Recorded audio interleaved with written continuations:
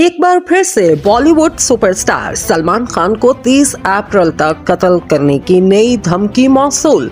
Bollywood superstar Salman Khan को कत्ल की मुतादिद धमकियों का सामना है और अब उन्हें 30 अप्रैल तक कत्ल करने की एक और धमकी मौसूल हुई।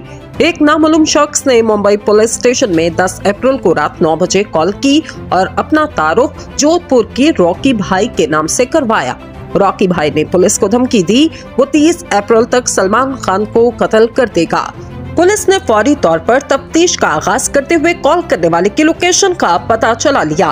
कत्ल की मुतादिद धमकियों के बाद सलमान खान ने हाल ही में अपने लिए एक बुलेट प्रूफ गाड़ी खरीदी और इसे इंटरनेशनल मार्केट से बरामद करवाया, क्योंकि वो अब तक इंडिया में लॉन्च नहीं की गई।